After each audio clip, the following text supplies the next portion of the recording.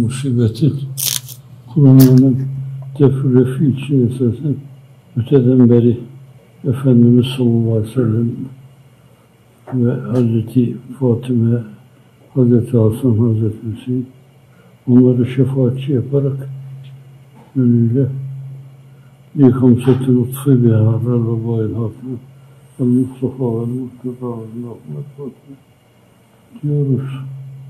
Şu kadar dedik, icabet edilmedi, cevap verilmedi. Allah'a karşı saygısızlık olur. Hadis-i şerifte "Üstecâbu le ahadikum mâ lem ya'cel." İnsan acele etmedikçe yaptığı bütün duaya icabet buyurur. Yakulu da'avtu festecebtu. Nasıl acele ediyor? Dua ettim de kabul olmadı. Evet. Bunu demeye hakkımız yok bizim. Bütün ömür boyu milyonlarca defa söylesek bunu yine de biraz evvel orada şeyden noktaladık.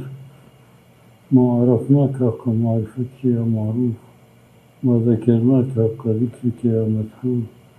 Ma şekernâke hakka şükrike ya meşhûr. Ma hamidnâke hakka mitke ya mahmud. Bunu söylememişler büyükler. Selefi Salih'in de söylememişlerdi. Fakat söylememizde bir mahsur yok. Efendim, Subhaneke ma sabbahnâke hakka tesbihke ya Subhan. Cenab-ı Hakk'ı nasıl tazim edeceksek, ona karşı nasıl saygılı davranacaksak, yapılması gerekli olan şeyleri nasıl tam kıyamında eda edeceksek, yerine getireceksek, önce hep ona bağlı götürmek lazım. Mesela lafz-ı celali, evet, lafz-ı celal denir, lafz-ı celal. O şeyde, ekranda da filan böyle çıkınca her defasında içimden hep kurban olayım sana demek geliyor yani. Yani şimdi bunu Efendimiz deyin dememiş, Selefi Salih'in de tam demişler mi dememişler mi?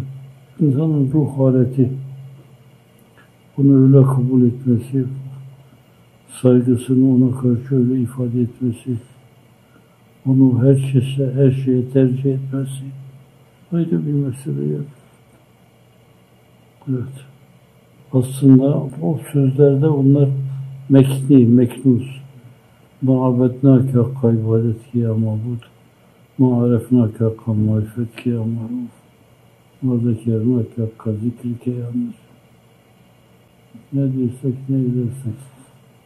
Buradaki de öyle yani. Ya men latiful en nezel. Ultufna fîmâ nezel. Entel kaviyyü neccina en kahrike ya men halak. Li hımsatun utfî biha harrul vebâil hâtime. İşte bugünkü bu bela ve musibet ateşini sen söndürürsün ancak. Böyle korkunç bir şey ki yani. Bütün hayatı felç ediyor. Eskiden böyle yüzlerce, binlerce insan bir araya geliyor. Dertleşiyor onları, paylaşıyorlardı. Şeylerini şimdi yine yapılıyor da online'da falan yapılıyor. Huzurun esas beraber bulunmanın başka türlü farklı bir sinerji oluyor yani.